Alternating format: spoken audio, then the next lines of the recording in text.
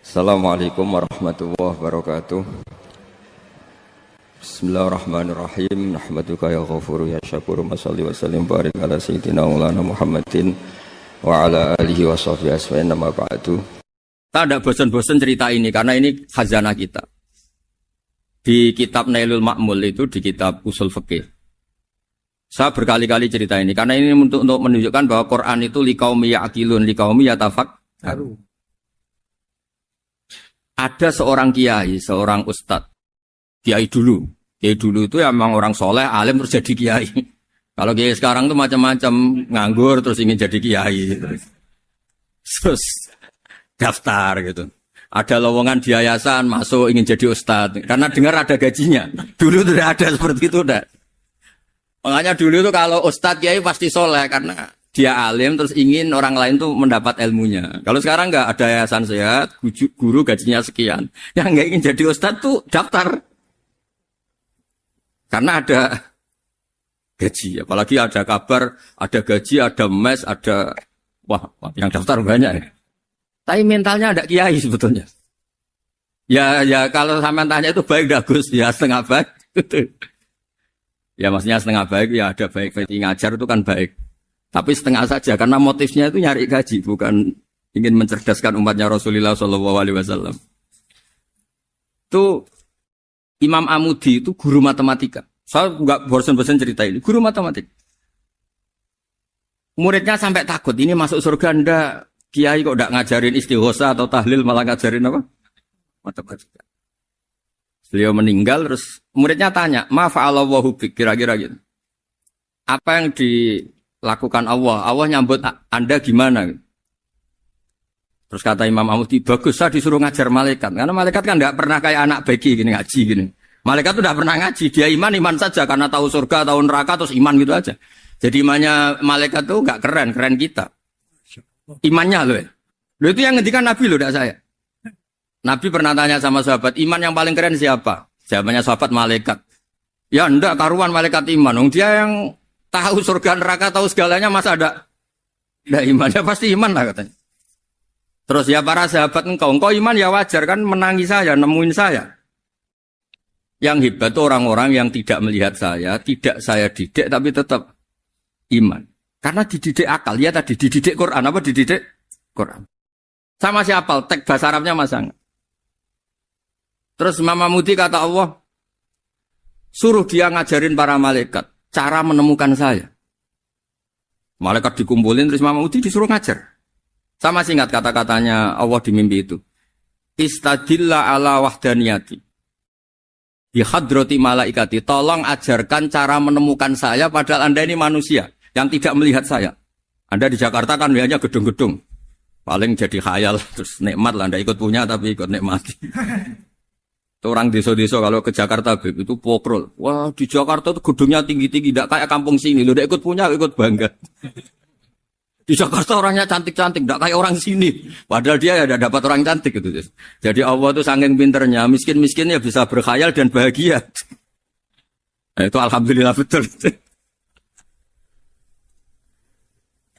Akhirnya itu apa ini anak-anak begini saya tak niati ngajar standar anak-anak akademik.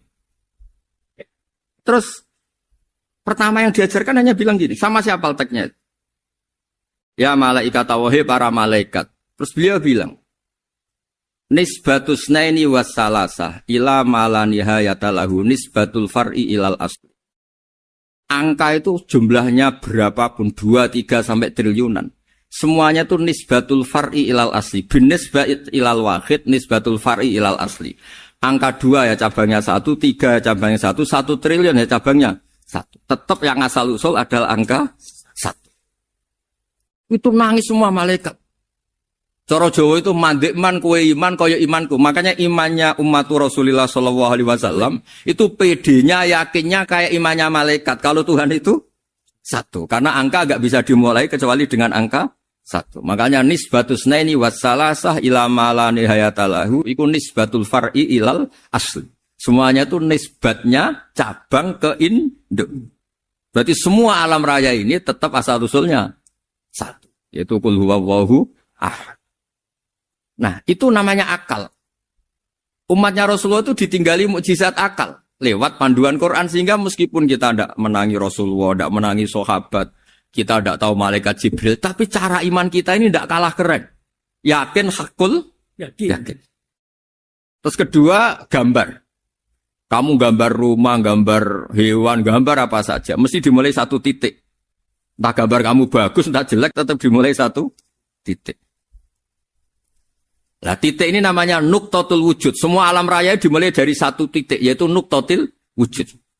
Makanya Quran dimulai bismillah, dan bismillah itu dipilih sama Allah pakai pertama ba itu ada titik. Itu kata semua ulama, itu titik itu singkatan dari bi kana makana wa bi yakunu mayakun. Karena saya semuanya ada. Bi itu karena saya. Jadi makanya santri-santri beki, tidak usah bayangkan kamu jadi wali terus bisa terbang ke Mekah, tidak usah. Kalau terbang ke Mekah ya sudah umroh aja bayar. Kalau enggak ya maklaran KBH atau apa. Pokoknya cari gratis. Ya gratis kan ya. Dapat orang 10 gratis. Satu. Terus orang enggak umroh-umroh dirayu-rayu supaya umroh. Repot. Itu pelanggaran fikih itu. Kalau orang punya utang itu wajibnya hanya utang dulu gitu. Wah repot. Saya itu juga sering bingung di kampung-kampung. Gus sama umroh. Kenapa? Dapat gratisan. Minta uang saja buat nyaur utang. Enggak boleh. Wah, secara fikih yang wajib itu nyaur utang bukan umroh. Enggak boleh Gus diminta uang, enggak boleh, harus umroh. Udah gitu saya ini bingung Gus mau umroh. Enggak nikmati. Kenapa? Disuruh ngajar Gus. Repot semua kalau ibadah mergawe ya gini bingung semua. Ya saya mohon anak-anak BK semuanya yang seneng Quran itu harus seneng sampai kayak saya sehingga tahu. Mencari Tuhan dengan cara tauhid yang berbasis akal. Itu sedzahir imannya malaikat. Jika di klasmen iman itu manusia ulul ilmi, kita-kita yang nekuni ilmu itu nomor 1 prakteknya. Karena nomor 1 itu Allah karuan kan, syahidah wa, Allah kan gak tertandingi, syahidah wa annahu la ilaha illallah, terus wal malaikatu. Malaikat kan karuan karena langsung menyaksikan surga dan ketiga apa? Wa ulul ilmi. Berarti prakteknya kan nomor 1. Kalau kompetitornya semuanya manusia, ulul ilmi nomor berapa? 1 kan? Nah nomor 3 kan dari Allah, malaikat, ulul ilm. Berarti kalau kompetisinya antar manusia nomor berapa? 1 kan? Nah kenapa ulul ilmi di nomor 3 kan tapi dari Allah, malaikat, ulul. Kerennya kayak apa? Karena cara iman ulul ilmi itu enggak ada ragunya sama sekali. Kamu ragu enggak kalau 2 itu cabang dari 1, asalnya 1? Enggak pernah ragu kan? Semua gambar seruat apapun dimulai dari 1 titik. Ragu enggak? Enggak kan? Nah, imannya umatnya Nabi karena dipandu oleh Quran itu seyakin itu, sehakul yakin itu. Nah, itu terus Jubair bin itu jadi iman. Am khuliqu min ghairi syai'in am humul khaliq. Terus kata Allah lagi, kalau kamu tidak percaya saya yang bikin langit bumi ya gampang dong, kamu saja yang ngomong kalau kamu yang bikin. Paling orang sepakat kamu stres. Terus hanya ayat gitu, am khalaqus samawati wal ardh. Kalau kamu tidak yakin Allah yang bikin, ya silakan Anda klaim saja kalau kamu yang bikin langit bumi. Bala yuqinun. Kamu juga gak mau kan dibilang stres. Ya, ini ngaji ilmu dulu, nanti bagian terakhir ijazah. Bismillahirrahmanirrahim. Ini riwayatul Bukhari. Haddatsana Abdullah bin Yusuf, haddatsana Les, haddatsana Sa'id al-Maqburi an-Nabi Hurairah radhiyallahu anhu qala an-Nabi sallallahu alaihi wasallam. Ma minal anbiya'i nabiyyun illa qad u'tiya minal ayat ma mithluhu amana alaihi al-bashar. Wa inna ma kana alladhi utituhu wahyan awhahu wa ilayya fa arju an akuna aktsarahum tabi'an yaumal qiyamah.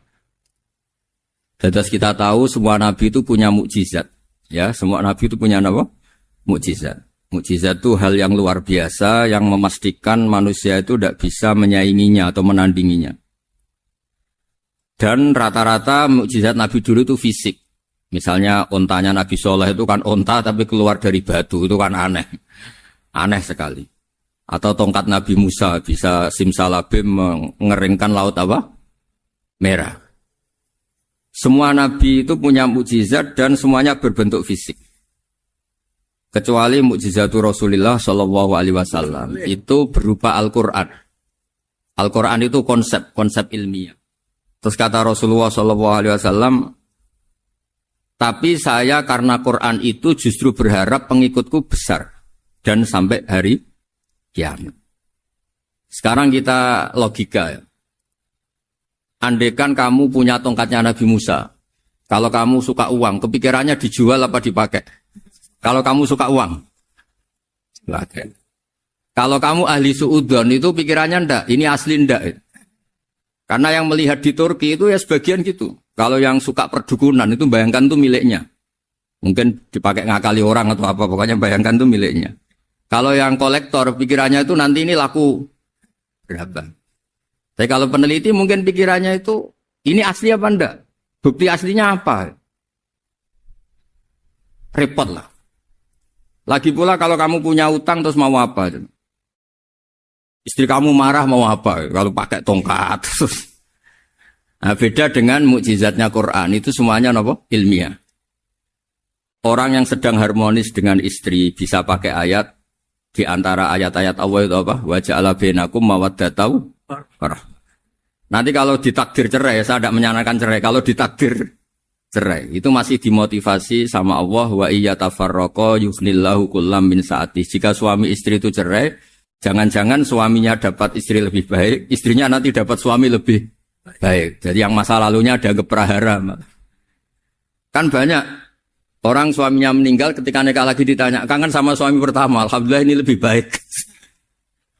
Padahal suaminya yang meninggal itu berharap istrinya ini kangen, ternyata dia sudah syukur dapat suami yang lebih baik. Jadi Quran itu menunggui kita ila yaumil qiyamah. Kita tidak bunuh diri, itu ya barokahnya Quran. Karena problem apapun kita dinasihati sabar, dinasihati sabar.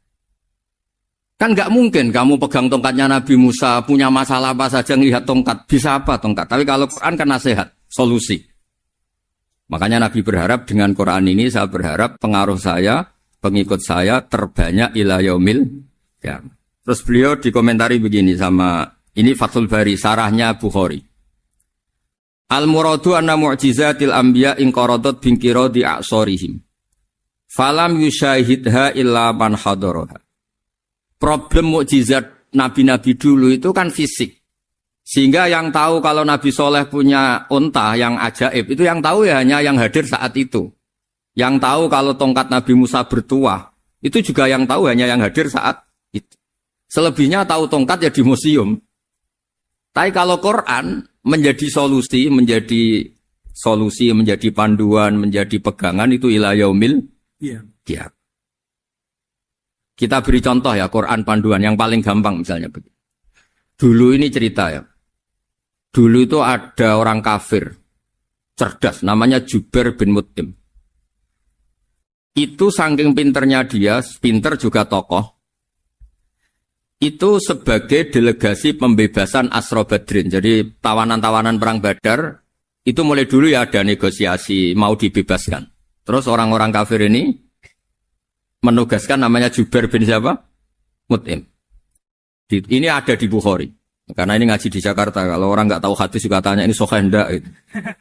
Wong nggak tahu kok tanya itu aneh. Padahal kalau dibodoni itu ya nggak tahu. Tapi ya tetap tanya, hadisnya ini sahih ndak. Ini kata kiai apa kata nabi ini ya. Memangnya kata nabi kamu dengar kan ya lewat kiai. Emang. Setelah itu Jubair itu datang ke Medina. Dengerin, datang ke mana? Medina. Kemudian dengar Nabi baca Wattur pas sholat maghrib. Jubair karena Nabi dulu gak ada hotel, gak ada pondok ya. Pondoknya Nabi hanya sufah itu. Nabi baca maghrib, bukan diskusi, bukan debat. Baca Wattur wa kitabi mastur firrokim mansur wal baitil ma'mur wasaqufil marfu wal bakhril masjur. Terus itu. Kemudian sampai pada titik ayat am khuliqu min ghairi syai'in. Masa manusia atau alam raya yang maujudat, yang nyata, yang wujud nyata. Kemudian asal-usulnya itu ketiadaan. Ini kan hadhil alam maujud, alam ini kan nyata. Masa sesuatu yang nyata, penciptanya itu tidak nyata. Jadi gak mungkin ada faham nihilisme. Kalau faham nihilisme berarti melahirkan teori begini. Al-adamu yakhluqu maujudan, sesuatu yang tidak ada, menciptakan yang... Itu kan akal gak bisa nerima. Kalau sesuatu ini ada, penciptanya pasti ada. Terus Akhirnya Jubair bin Mut'im itu simpuh di depan Rasulullah terus bilang, "Ya Muhammad, kada qalbi ayatir." Hampir saja hati saya terbang. Kalau riwayatnya Imam Ahmad, faka'an nama sudi qalbi, hati saya dihancur. Semua teori yang saya bawa untuk ngelawan kamu sekarang luluh semua, hancur semua. Yang benar adalah teori Anda bahwa Tuhan itu satu dan Tuhan itu ada sebelum semua makhluk. Coba kalau Nabi Muhammad ada Jubair bin Mut'im terus menyembunyikan tongkat dekat mihrab. Terus dilihat ini apa. Paling pikirannya ini dari kayu apa. Terus yang bentuk tongkat itu tukang pemahatnya siapa. Kok kurang keren kalau di Blitur gimana ya. Kan malah panjang. Kira-kira kalau mukjizat itu dari tongkat itu malah panjang. Panjang lah pokoknya. Panjang. Lagi pula kamu coba kan gak ngarah mandi. Itu yang mandi kan nabinya bukan tongkatnya. Coba tongkatnya Nabi Musa coba anak-anak beki itu. Dipakai mukul kucing aja tidak mesti mati itu. Jadi enggak jelas mukjizat-mukjizat seperti itu enggak. Tapi kalau Quran menunggui sampai saking hebatnya Quran, teori rasionalitas soal kampanye di mana-mana. Tingkat validitas, tingkat kebenaran Quran. Itu bahkan bisa diuji tanpa membuktikan. Tanpa apa? Cukup pakai akal. Ya, terus saya teruskan. Fala yamurru terus al-murad anna mu'jizatil anbiya in qaradat bi qidari a'sam wa mu'jizatul Qur'an mustamirratun ila yaumil qiyamah. Wa kharquhu lil adat fi uslubihi wa balaghatihi wa ikhbarihi bil mawhibat. Terus kata ini yang ngarang Fathul Bari sarahnya Imam Bukhari. Fala yamurru asrun minal a'sar illa wa yadharu fihi syai'un mimma akhbaru bi annahu sayakun yadullu ala sihhati da'wahu. Wa hadza aqwal muhtamilat wa takmiluhu fil ladzi ba'da wa qilani ya anal al makna anal mukjizat al madiyah kanat khissiyatan tusyahadu bil absar kana qati sholeh wa asa Musa. Mukjizatnya nabi-nabi dulu itu hanya penyembuh, hanya pelengkap, hanya nuruti keinginan mata. Seperti dahsyatnya apa? Laut Merah di sebelah apa dipukul sama tongkatnya Nabi siapa? Itu semuanya itu hanya memanjakan mata. Urusan mata. Terus wow itu. Tapi kalau mukjizatnya Nabi Muhammad itu berdasar akal. Maksudnya berdasar akal nih dengerin ya. Dengerin betul. Ketika Laut Merah terus tersibak kan wow itu keren kan. Terus kita bilang menyimpulkan wah kita tidak akan mampu. Itu bodoh sekali kesimpulan kita tidak akan mampu. Meskipun bikin nyamuk Anda juga tidak mampu. Loh untuk memutuskan tidak mampu saja kok sampai pertunjukan seperti itu tuh laopo, cek goblok gitu. Nah kalau kita karena umat yang pinter untuk memaksa kita nggak mampu, Allah bilang Inna wa la yastahi ayadriba mathalam ma ba'ud. Kita melihat nyamuk langsung berkesimpulan tidak mampu. Saya berkali-kali cerita nyamuk itu sudah kecil, masih punya urat, uratnya kayak apa? Masih punya kuman, kumannya seberapa? Ya enggak. Nyamuk itu kecil. Punya organ tubuh. Organ tubuhnya punya urat. Itu kalau kamu pinter. Antara tongkatnya Nabi Musa menyibak Laut Merah sama nyamuk itu sama. Sama-sama berkesimpulan melahirkan satu faham bahwa kita tidak. Loh, untuk memaksa tidak mampu saja kok menuju pertunjukan ada onta keluar dari batu. Nakotu soleh. Ada tongkat yang bisa mengeringkan Laut cik goblok ya. Nah kita alhamdulillah ada jenis goblok yang seperti ini. Untuk ikrar bahwa Allah itu hebat ala kulli syai'in, cukup lihat nyamuk. Kagum kan? Sudah tidak usah bikin hidup. Saya berkali-kali mencontohkan. Para pemahat tak suruh bikin patung gajah itu mampu. Tak suruh bikin patung nyamuk kalau bisa. Nyari materi dari apa itu? Gampang mana bikin patung gajah sama patung nyamuk? Gajah, makanya Allah bikinnya contoh itu untuk ijaz itu pakai nyamuk, bukan pakai gajah. Itu kalau ustadz-ustadz yang agak jorok malah contohnya nyamuk, Gus. Itu kecil. Itu kayak apa? Di dalamnya dia hamil. Itu anaknya kecil lagi, telurnya kecil lagi, itu gimana itu cara bikin itu? Makanya di sini ada kitab Itqan, itu komentarnya itu lucu. Ini kitab Al-Itqan karangannya Imam Suyuti. Ini persis komentar saya tadi yang. Kata Imam Suyuti, pengarang kitab Itqan, wa ya imma khissiyah wa imma akliyah. Jadi mukjizat itu ada yang fisik, bisa dilihat indra, panca indra, bisa dilihat akal. Wa aktsaru mu'jizati Bani Israil kanat khissiyah li baladatihim. Bilada itu goblok. Wa qillati basairihim. Dasar wong goblok. Mukjizat kok ngenteni sing wow. Maksudnya dasar untuk ngakui Allah hebat saja kok nunggu hal-hal yang seperti itu. Paham ya? Mergo likil latin apa aklihim. Wa aksaru mu'jizati hadil ummah akliyatun li farati dzakaihim wa kamali afwahihim. Dan mukjizatnya umat ini semuanya berdasar akal karena sudah cerdas. Jadi andaikan kita melihat tongkatnya Nabi Musa menyibak Laut Merah dengan melihat nyamuk, kesimpulan kita sama. Sama-sama wow, sama-sama keren, sama-sama memastikan kita tidak mampu. Makanya terus Quran menerangkan ya wa ma min dabatin fil ardi wala ta'iri yatiru bi janahihi illa umamun amsalukum. Jadi keseharian kita lihat burung kok terbang. Itu sudah ayatun min ayatillah. Paham ya? Dados niki itu bangga ditunggoni napa Quran, nggih ditunggoni napa Quran. Wa mu'jizatul Quran tusyahadu bil basirah fayakunu mayatabi'u li ajlihi aksar. Terus li annal ladzi yusyahadu bi ainir ra'si yang qaridu bingkiradi musyahidi. Sesuatu yang tampilan dahsyatnya itu disaksikan mata, maka itu bisa habis. Era tongkat Nabi Musa seperti itu habis enggak? Bisa mengeringkan Laut Merah habis kan? Tapi era mukjizatnya Quran ila yaumil qiyamah. Ya contoh sosial, saya kembali lagi ke sosial. Kamu punya teman awet atau punya istri awet, itu konsepnya ya wal kadhiminal ghaidh, agak gampang tersinggung. Coba kalau kamu setiap tersinggung putus, setiap tersinggung habis, kamu tidak punya teman, tidak punya istri. Sampai kita awet seperti ini, kalau kecewa ya wal kadhiminal ghaidh, ngempet. Termasuk saya ini, biasanya ngaji khusus terus baca gini ya kecewa. Tapi barokahnya diwarai Quran wal kadhiminal ghaidh, ngempet Gus, ngempet. Terus kecewa sama teman, kenapa tidak putus? Karena wal afina aninna, sudah kalau kecewa maafkan. Coba kalau kita kecewa presiden, dia mau kecewa menteri, dia mau kecewa orang tua minggat. Ya kalau dicari, kalau tidak kan malu. Saya itu punya teman tak tanya, kecewa gak sama bapak itu. Kenapa tidak minggat? Malu. Kenapa malu? Takut gak dicari. Itu orang tuh paling malu itu kalau keluar dari rumah gak di. Saya punya teman lagi, saya ini takut mati. Gus. Kenapa? Takut istri saya tidak nangis. Gus. Itu kematian terburuk itu kalau mati tahu istrinya ada nangis, itu malu betul itu. Makanya jangan mati, pokoknya pastikan orang sekeliling ada nangis itu baru berani mati, kalau enggak jangan. Ya jadi mukjizatnya Nabi itu luar biasa. Nah ini terus saya teruskan ya, makanya mukjizat terbesarnya Nabi adalah Al-Quran. Karena Al-Quran itu cerita tentang hukum-hukum akal, cerita tentang logika-logika peradaban.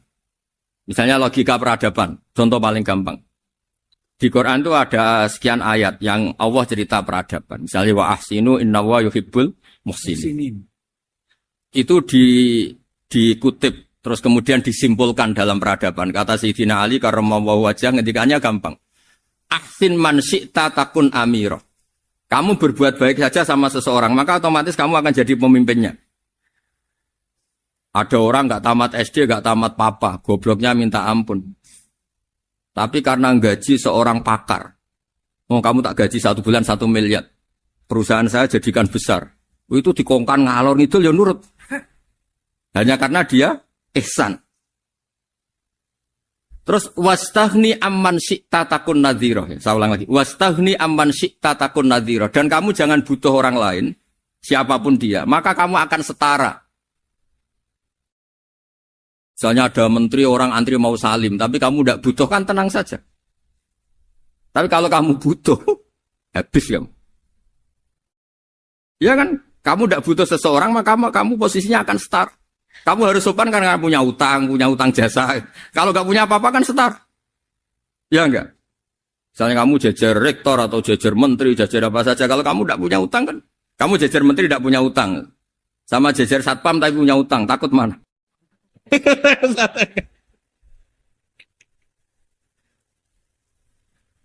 Kalau butuh itu mesti kalah kan? Ada pejabat misalnya nggak begitu cantik sama perempuan cantik yang kamu butuh ingin dicintai, takut mak. Padahal nggak jelas orang ini pangkatnya apa. Jadi dalam hukum sosial itu kata Sidin Ali, wastaghni aman syi'ta takun nadhira. Kamu jangan butuh seseorang maka kamu akan setara. Terus yang terakhir, wahtas ilaman syi'ta takun asiro. Asiro pakai sin. Dan silahkan butuh seseorang maka kamu akan jadi budak dia. Ya coba misalnya Anda seorang profesor, seorang alim, seorang getop. Misalnya mencintai janda di ujung kampung sana, jalan kaki 2 kilo. Padahal itu gak tamat SD. Tapi gara-gara seneng, kacau kan? Logika kepangkatan hilang semua kan? Jadi itu hukum peradaban. Itu mewakili isi-isi sosial yang diterangkan Quran. Ya, dari paketnya 3 tadi ya.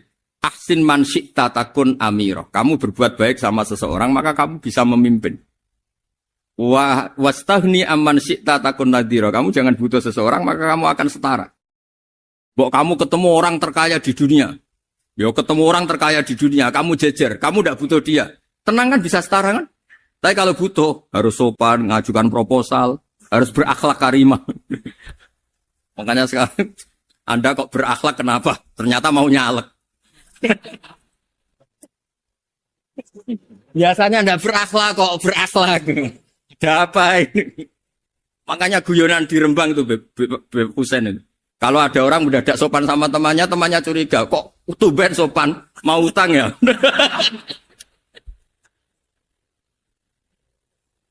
Zaman akhir itu kacau.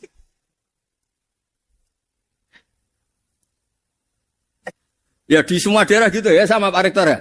Kalau ada teman biasanya nggak sopan kok sopan, itu temannya curiga. Ini Pak Rektor UI ini kok tumben sopan, ada apa ya? Karena di mana-mana orang butuh itu pasti beretika. Kamu punya teman paling berdua, kalau mau utang berakhlak gak? Atau misalnya kamu punya adik cantik terus punya teman berdua, kalau cinta adik kamu berakhlak gak? Biasanya nggak sama sekali nggak berakhlak. Gara-gara butuh menjadi berakhlak. Ya jadi hukum sosial itu ya kuncinya 3 tadi. Ahsin man syi'ta takun amira. Wastaghni amman syi'ta takun nadhira. Terus wahtas ila man syi'ta takun asira. Kalau kamu butuh seseorang pasti kamu dibikin hina. Asir itu tawanan. Nah, Quran itu bicara sosial itu lengkap. Dan itu yang nunggui kita. Kita punya tetangga yang kurang baik, ya seneng. Punya tetangga baik, ya seneng. Kata Imam Syafi'i, saya berkali-kali cerita. Kok seneng semua Imam Syafi'i? Ya bagus lah. Kalau yang seneng saya enak lah. Dijak jagongan, dijak ngopi enak. Yang gak seneng saya, gak ngarah utang. Uang itu nak, kamu punya tetangga gak seneng kamu. Aman kan?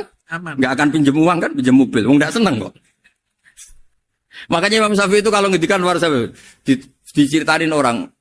Ya Aba Abdillah bagiannya, ya Aba Abdillah orang itu gak seneng kau, bagus lah. Loh kenapa bagus? Waman asa'a ilaika faqad atlaqaka. Orang yang gak seneng kamu maka membebaskan kamu.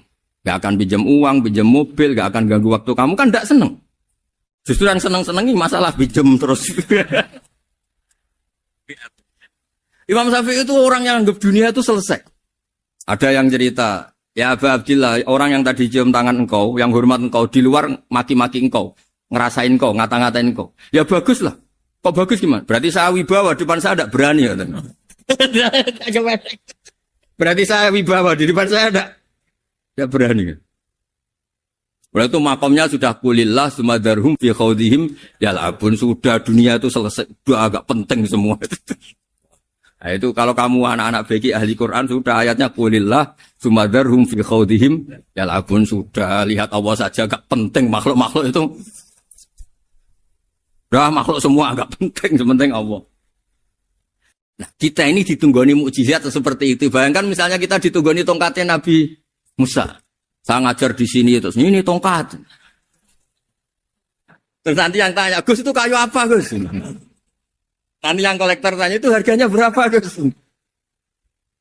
Ruwet apa? Ternyata yang ahli suudon itu asli gak Gus? Wah. Yang ahli suudon kan mesti tanyanya gitu, itu asli gak Gus? Repot-repot pokoknya. Tapi kalau Quran kan jelas. Suatu saat ada perdebatan antara Abul Hasan al-Asy'ari. Abul Hasan al-Asy'ari ini tokoh ahli sunnah paling populer dalam ilmu logik. Dia mengatakan orang menemukan Tuhan itu harus lewat logika yang cermat. Tidak boleh taklid, hanya ikut-ikutan. Dia harus menemukan satu argumentasi bahwa Tuhan atau pencipta langit itu ada. Kemudian ada satu problem di mana orang-orang kampung atau orang-orang yang lugu atau orang-orang awam itu tidak bisa ilmu logika, ilmu mantek kalau dalam bahasa pesantren. Kata Abul Hasan al-Asy'ari, itu masih mungkin. Alhasil para ulama ini meneliti ke orang-orang yang lugu, yang di kampung, yang petani, yang lugu sekali. Apa yang mereka temukan? Ternyata mereka punya cara logikanya sendiri untuk menemukan Tuhan, Sang Pencipta. Pernah suatu saat ada seorang petani lugu, biasa menggembala unta, ditanya, Bima araf tarubak, lalu kamu yang petani ini yang hanya ngurusi sawah, ngurusi ladang, dengan cara apa kamu tahu kalau Tuhan itu ada? Si petani tadi marah besar dan dia mengatakan, Al-ba'ratu tadullu alal ba'ir wa asarul aqdam yadullu alal masir. Kata petani tadi, yang namanya ada kotoran unta, pasti ada untanya. Yang namanya ada jejak kaki, pasti ada yang barusan lewat. Artinya kalau ada makhluk, pasti ada pencipta. Ini logika awam yang mudah. Kita tidak mungkin mengatakan bumi ini pencipta, mengatakan matahari pencipta. Kelihatan sekali kebendaannya, kelihatan sekali bahwa bumi matahari tidak punya ikhtiar, tidak punya kekuatan. Kelihatan sekali sifat-sifat kemakhlukannya. Jika benda-benda ini karuan makhluk, pasti menunjukkan bahwa ada penciptanya, ada khalik. Bismillahirrahmanirrahim. Alhamdulillahirabbil alamin wassalatu wassalamu ala asyrafil mursalin sayyidina Maulana Muhammadin wa ala alihi washabihi ajmain amma ba'du. Berikut sebagai mukaddimah bahwa Profesor Zaini Dahlan berkeinginan UII punya tafsir dan terjemah sendiri. Lewat proses yang panjang dan melibatkan tim, di antaranya saya, terbitlah tafsir versi UII, juga terjemah versi UII. Di antara ciri khas terjemahan UII adalah bahwa bahasa Arab yang tentu mengandung kesusastraan Arab, balaghah, kemudian ditransfer untuk pembaca Indonesia. Sehingga di antara ciri khas terjemahan UII adalah dengan rasa Indonesia dan tentu tidak merubah makna. Berikut beberapa kutipan yang perlu pemirsa atau pendengar tahu. Al-Quran adalah satu kitab suci yang diturunkan kepada Nabi besar Muhammad SAW. Dan di antara ciri Al-Quran adalah menjelaskan kebenaran secara jelas, secara gamblang. Sebagaimana firman Allah, bahwa Rasul adalah Rasulun minallah yatlu suhufam mutahharah. Rasulullah diutus oleh Allah Subhanahu wa taala ketika penduduk Makkah sangat-sangat jauh dari kebenaran. Mereka adalah penyembah berhala yang dikira sebagai Tuhan, dan jumlahnya Tuhan-Tuhan itu banyak sekali. Suatu saat Rasulullah mendakwahkan bahwa Tuhan itu satu dan harus satu. Tapi kata mereka, kenapa Muhammad menjadikan Tuhan satu? Padahal urusan kita banyak, problem kita banyak. Harusnya Tuhan itu juga banyak. Ini yang diceritakan dalam surat Shad, Aja'alal alihata ilaha wahida inna hadza lasyai'un ujab. Bagaimana mungkin urusan kita yang banyak, yang harusnya butuh Tuhan banyak, kemudian menjadi hanya Tuhan satu. Lalu Rasulullah dengan sabar, dengan telaten memberi penjelasan. Dan ini yang disebut al-bayyinah, penjelasan yang sangat jelas, sangat gamblang, sangat rasional. Kata Rasulullah dalam sebuah hadis yang diriwayatkan dalam Musnad Ahmad, tagnya begini, orang-orang yang menyembah selain Allah, itu ibarat kama thali rojulin istaro abdan min kholisi malih biwarikin au dhahabin. Faja'ala ya'malu, mereka mau bekerja tapi wayu'ti hullatahu ila ghairi sayyidi. Fa'ayyukum sarrohu ayyakuna abduhu kadzalik. Nabi lalu kemudian bikin analogi. Wahai masyarakat Mekah, bagaimana kalau Anda ini jadi seorang pembantu atau seorang budak lalu punya majikan banyak. Dan semua majikan Anda ini punya perintah yang beda-beda, punya selera yang beda-beda. Semuanya atasan Anda, semuanya majikan Anda. Apa Anda senang punya majikan yang banyak? Lalu mereka bilang, wah susah Muhammad kalau kita punya majikan banyak. Tuhan kamu adalah majikan kamu. Bagaimana kalau Tuhan banyak, punya perintah yang beda-beda, punya selera yang beda-beda? Kalian pasti akan kebingungan. Ya sudah Muhammad, normalnya Tuhan itu satu. Sehingga mereka tercerabut dari pemikiran bahwa Tuhan harus banyak. Ini yang dimaksud dalam surat Al-Bayyinah. Lam yakunil ladzina kafaru min ahlil kitab wal musyrikin munfakina hatta ta'tiyahumul bayyinah.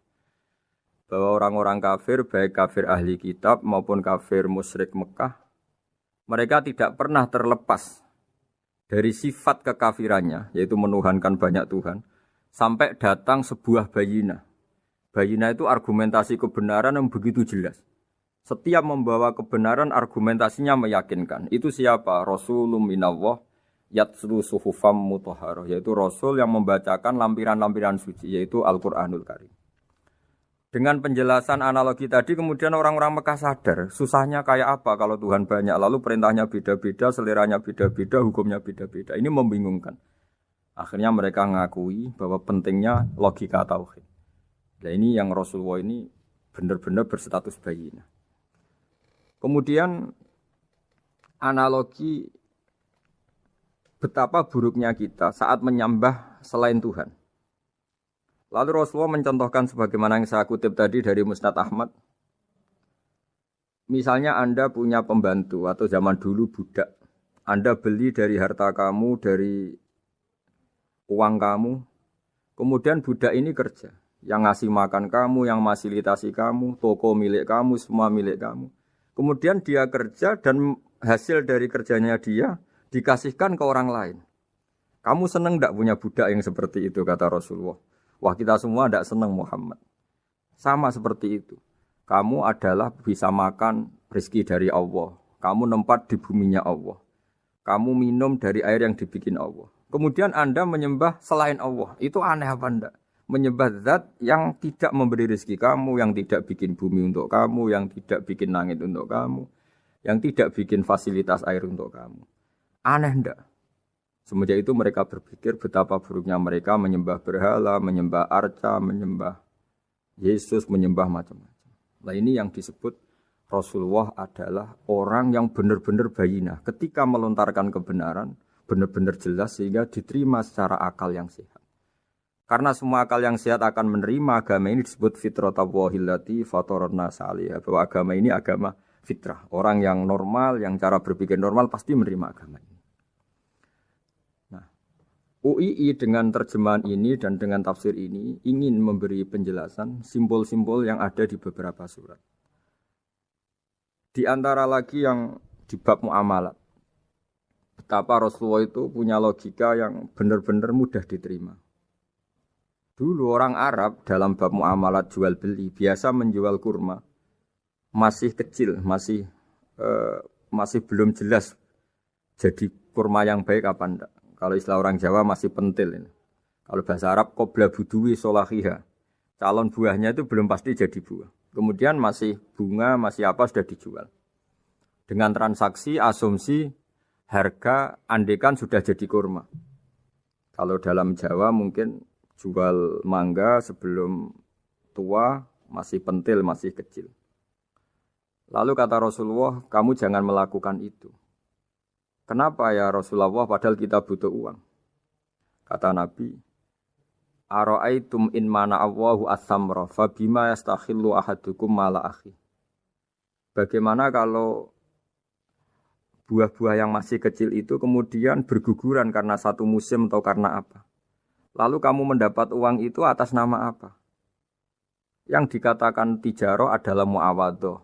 Pembeli dapat barang, kamu dapat uang. Lalu kalau barang yang ada enggak menjadi buah yang baik, Anda menerima uang itu atas nama apa? Rasulullah secara haru, secara mengingatkan nurani kita dengan redaksi fabima yastahillu ahadukum mala akhi. Lalu kamu mendapat uang saudara kamu atas nama apa? Kalau atas nama buah, mereka belum mendapat buah. Akhirnya ada kesadaran bersama bahwa sebaiknya kita menjual sesuatu itu yang pembeli ya dapat barangnya, yaitu dalam konteks ini buah yang sudah layak dijual, kita dapat uangnya. Ini lagi-lagi Rasulullah al-Bayyinah, sekali memberi penjelasan begitu jelas. Ketiga misalnya di bab jinayat, di bab hukum pidana. Rasulullah kalau bikin logika itu begitu jelas, mudah diterima.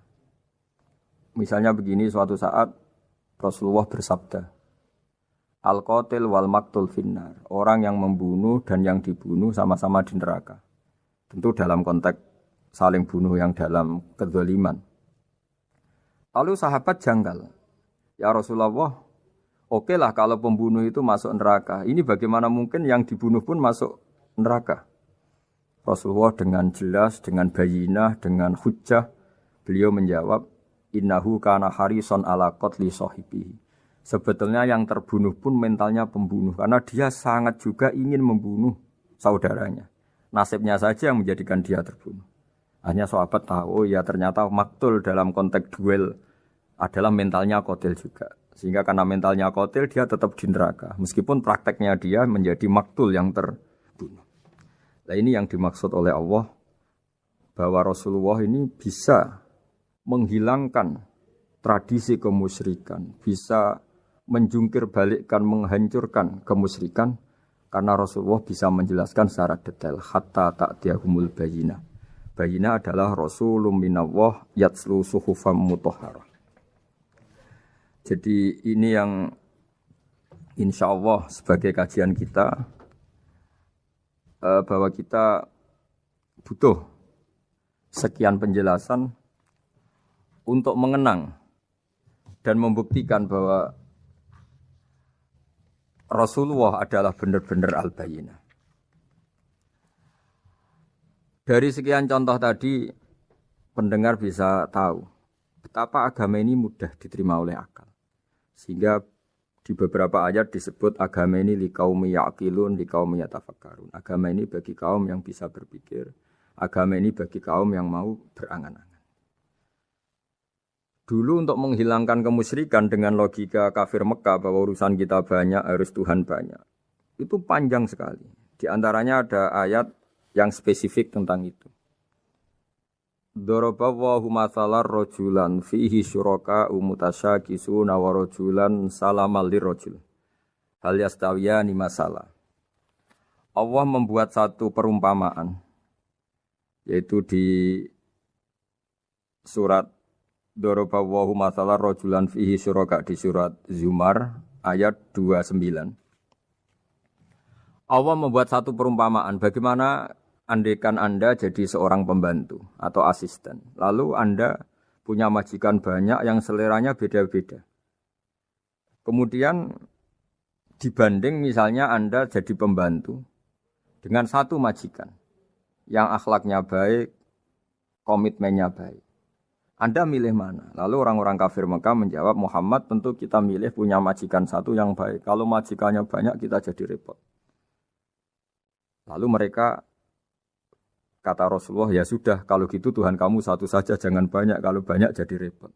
Terus mereka baru tersadar bahwa menuhankan Tuhan banyak itu salah dan resikonya lebih banyak. Ini disebut munfakina hatta ta'tiyahumul bayyinah. Mereka orang-orang musyrik enggak mau tercerabut dari akar kemusyrikannya sampai datang al-bayyinah. Sebuah bukti kebenaran yang begitu jelas, begitu nyata. Siapa kebenaran itu? Rasulun minallah yatslu suhufam mutahharah. Yaitu Rasulnya Allah yang membaca lampiran-lampiran suci. Lampiran-lampiran suci ini dalam bahasa Arab diikutkan wazan isim maf'ul disebut mushaf. Makanya kitab suci ini ditulis di sohifah. Kalau dalam bahasa Arab lampiran itu sohifah, dijamakkan kata jamaknya suhuf. Kemudian ketika dicetak, dijilid disebut mushaf. Sehingga alhamdulillah UII Universitas Islam Indonesia punya mushaf, punya terjemahan, punya tafsir. Ini diharapkan kita sebagai ulama, sebagai dai, sebagai ustadz bisa warasatul anbiya. Karena kata Rasulullah al-ulama warasatul anbiya. Saya kira demikian supaya pemirsa tahu, pendengar tahu bahwa betapa pentingnya menjelaskan secara bayyinah. Ini penting sekali karena sekarang pikiran di dunia itu macam-macam dan kita butuh energi untuk mengungkap lagi intisari-intisari dari sesuatu yang digulirkan atau dibahas Al-Qur'anul Karim. Sehingga Al-Qur'an ini benar-benar jadi ibrah, jadi teladan bagi kita semua. Jangan sampai karena kita lupa mengkaji Al-Qur'an sehingga hukum-hukum Al-Qur'an menjadi mandek. Kita harus terus mensosialisasikan supaya Qur'an ini hidup. Caranya gimana? Masyarakat dirangsang supaya tahu al-bayyinah. Contoh yang terakhir sebelum menutup perjumpaan kali ini, misalnya dulu orang kafir Mekah itu janggal. Karena mereka juga punya kajian bahwa Nabi itu bersyarat harus turunan dari bangsa Israel. Karena semua Nabi itu pasti turunan Nabi Ibrahim. Yaitu Nabi Ibrahim punya anak yang bernama Ishak. Ishak punya anak yang bernama Yakub. Yakub ini yang nanti punya anak Yusuf, sehingga Yusuf bin Yakub bin Ishak bin Ibrahim. Ketika nabi-nabi ini hidup di Palestina, di Yerusalem, itu kayak jadi aturan bahwa nabi itu harus turunan Bani Israel. Sehingga ketika orang-orang kafir Mekah dari kelompok ahli kitab, ketika Rasulullah Muhammad mendakwahkan diri sebagai nabi, mereka janggal bagaimana mungkin nabi dari orang Arab. Nabi itu harusnya orang Yerusalem atau orang Palestina. Kemudian Allah memberi penjelasan, fihi ayatum bayyinatum maqamu Ibrahim, bahwa Muhammad adalah turunan Ibrahim. Bukti nyata adalah di Mekah ada jejak kakinya Nabi Ibrahim, yaitu yang sekarang kita sebut maqam Ibrahim. Setelah dilacak-lacak ternyata mbah-mbahnya Rasulullah atau nenek moyang atau leluhur Rasulullah bernama Adnan. Adnan ini kata sejarah-sejarah disepakati wa adnanu bila raibin intadzawil ulumin nasabiyah ila dzabihi Ismail nisbatuhu wa muntama. Bahwa Adnan ini tertulis secara sejarah lengkap bahwa dia turunan dari Nabi Ismail. Ismail adalah anak dari Nabi Ibrahim. Kemudian makom Ibrahim ini juga dibuktikan sekian sejarah bahwa Ibrahim pernah di situ. Yaitu ketika Hajar, ibu dari Ismail, kesulitan nyari air, lalu lalang lari antara Safa dan Marwah. Kemudian kita kenang sekarang bernama Sa'i. Kemudian dekat Ka'bah ada namanya Hijir Ismail. Karena dulu jadi kamarnya Nabi Ismail. Hijir, hujrah itu kamar atau ruang khusus untuk Nabi Ismail. Sehingga jelas sekali bahwa Ibrahim, Ismail, Hajar pernah hidup di Mekah. Lalu lagi-lagi orang kafir Mekah yang dari kelompok ahli kitab sadar bahwa Muhammad jadi Nabi layak karena dia juga turunan dari Ibrahim alaihis salam. Ini yang disebut fi ayatum bayyinatum maqamu Ibrahim, bahwa di kawasan Mekah, kawasan Bakkah atau kawasan Hijaz jelas sekali ada jejak-jejak Nabi Ibrahim. Lagi-lagi ini bayyinah. Nah, bayyinah ini yang bisa menghilangkan sifat kemusyrikan, sifat kekufuran. Karena lewat penjelasan yang panjang ini kemudian benar-benar diketahui bahwa Muhammad jadi Nabi itu sah. Karena dari segi dakwahnya benar, perilakunya benar, hujahnya benar. Sekarang dari segi nasab juga benar karena beliau termasuk keturunan dari Nabi Ibrahim alaihissalam lewat jalur Ismail. Ini penting kita ketahui dan perlu kita kaji supaya istilah-istilah di Al-Quran kita tahu. Makanya banyak istilah di Al-Quran misalnya wattaba'tu millata abai. Kita ngikuti agama leluhur kami. Di situ disebut ada Ibrahim, ada Ishak, ada Ismail, ada Yakub. Kenapa demikian pendengar? Bahwa karena agama ini butuh tradisi. Dan tradisi ini menjadi komunitas sosial. Sehingga ketika tradisi ini sudah mantap, insya Allah lewat kebenaran agama ini akan menyingkirkan kemusyrikan. Contoh paling mudah begini, Nabi itu melarang orang menyembah batu. Tapi kemudian dalam tradisi Islam sendiri ada orang sholat kemudian sujud. Yang secara zahir sujud itu mencium batu atau mencium masjid tempat kita sujud. Apalagi kita mencium Hajar Aswad. Secara kasat mata seakan-akan kita ini menghormati betul Hajar Aswad. Sehingga orang kafir mencibir. Muhammad itu aneh. Dia melarang kita menyembah batu tapi dia sendiri mencium Hajar Aswad seperti itu. Dia sendiri menyembah batu. Orang kalau sujud seakan-akan seperti itu. Tapi lewat penjelasan Nabi bahwa kita sujud hanya kepada Allah. Kita kalau sujud baca sajadah wajhililladzi khalaqahu wa sawwarahu wa syaqqa sam'ahu wa basarahu bihaulihi wa quwwati fatabarakallahu ahsanul khaliqin. Wajah kami sujud kepada zat yang menciptakan wajah kami, yang mengasih kita pendengaran, yang mengasih kita pandangan. Hanya Allah saja yang ahsanul khaliqin, hanya Allah saja zat yang paling baik dalam penciptaan. Ini penting sekali saya katakan bahwa sehingga sujud kita yang seperti itu adalah simbol tawadhu. Tidak ada kaitannya dengan kita ini menyembah batu. Sehingga kita tradisikan ke anak-anak saat sujud baca subhana rabbiyal a'la wa bihamdi. Kita ajarkan mereka bahwa semua selain Allah adalah ciptaan Allah. Jadi andai kan nggak ada tradisi tauhid yang dijelaskan begitu detail. Saat kita haji bilang labbaik Allahumma labbaik, labbaik la syarika lak labbaik. Innal hamda wan ni'mata laka wal mulka la syarika lak. Ya. Setiap kita haji mengitari Hajar Aswad kita bilang nikmat semua dari Allah. Enggak ada syarik bagi Allah, enggak ada mitra bagi Allah, enggak ada sekutu bagi Allah. Sehingga karena ini kita maklumatkan, kita kumandangkan. Meskipun umat Islam itu mencium Ka'bah, mencium Hajar Aswad, enggak akan disalahpahami ini bentuk penuhanan kepada Hajar Aswad atau kepada Ka'bah. Karena kita ungkapkan innal hamda wan ni'mata laka wal mulka la syarika lak. Enggak ada syirik, enggak ada mitra bagi Allah. Sehingga dari sekian talbiyahnya Rasulullah kita tahu ini bentuk pemaklumatan tauhid.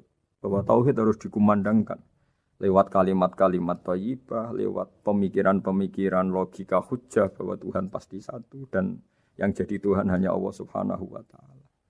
Karena andekan ini tidak dikumandangkan, kemudian ada ritual yang secara lahir kasat mata nyium Hajar Aswad. Nanti seperti tuduhannya orang kafir bahwa Islam itu aneh, melarang menyembah batu, tapi nyatanya ada ritual mencium batu. Sebab itu tidak menjadi aneh ketika Imam Bukhari termasuk rawi besar, termasuk hadis sahih yang meriwayatkan Sayyidina Umar atau Umar radhiyallahu anhu. Itu setiap mencium Hajar Aswad beliau berkomentar, saya tahu betul kamu hanya batu. La tadurru wa la tanfa. Tidak memberi madarat, tidak memberi manfaat. Kalau saja saya tidak melihat Rasulullah mencium kamu, maka saya tidak mau mencium kamu. Dulu di era itu ada momentumnya. Kenapa sih Umar radhiyallahu anhu atau sahabat Umar susah-susah memberi penjelasan seperti itu? Karena dulu masih ada salah paham bahwa mencium batu itu identik dengan misalnya menuhankan batu atau mendewa-dewakan batu.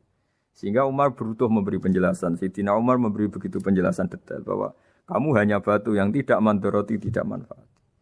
Tapi secara tradisi sunnah Rasul kamu dicium, ya saya ikut. Ini penting sekali penjelasan-penjelasan seperti ini, maklumat-maklumat seperti labbaik Allahumma labbaik, sehingga semua ritual Muslim tidak disangka atau tidak disalahpahami sebagai pemuja materi. Lagi-lagi penjelasan yang detail ini disebut al-bayyinah. Rasulun minallah yatslu suhufam mutahharah. Kemudian ayat berikutnya disebut fiha kutubun qayyimah, bahwa dalam kitab suci Al-Qur'an itu banyak aturan-aturan atau catatan-catatan yang begitu lurus, begitu benar. Tentu karena kita ini orang Indonesia yang kalau mengakses langsung bahasa Arab mungkin kita masalah. Sehingga alhamdulillah Universitas Islam Indonesia menerbitkan seri terjemah juga seri tafsir, dan sekarang dibantu lewat acara ini kita berusaha atau membantu para pendengar untuk lebih memahami lebih jauh. Sahabat Indonesia yang kami hormati, berikut kita mulai kajian tafsir yang dikeluarkan oleh UII. Mari kita mulai dengan surat Al-Baqarah. Bismillahirrahmanirrahim. Alif Lam Mim. Dzalikal kitabul la raiba fihi hudal lil muttaqin. Di sini diterjemahkan Alif Lam Mim, ini termasuk ayat-ayat yang oleh para ulama dianggap mutasyabihat. Artinya kita tidak boleh memaksakan maknanya. Kita cukup iman bahwa itu dari Allah Subhanahu wa taala. Ini termasuk ayat-ayat yang kita percaya bahwa ada makna yang diinginkan Allah, tapi kita tidak perlu menduga-duga Apa sepersisnya makna itu?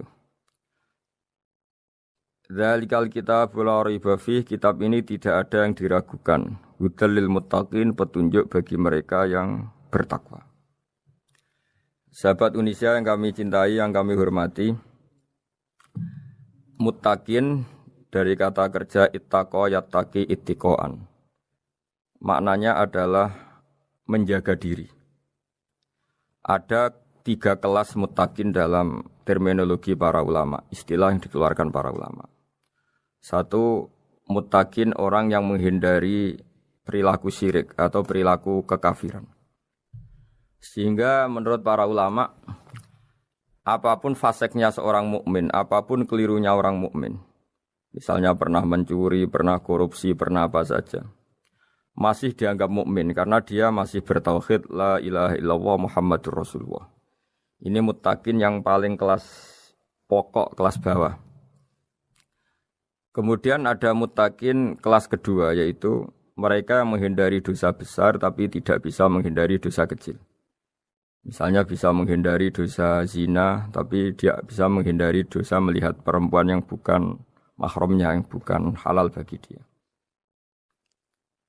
Ketiga muttaqin paling ideal, yaitu menghindari dosa besar, juga menghindari dosa kecil, bahkan menghindari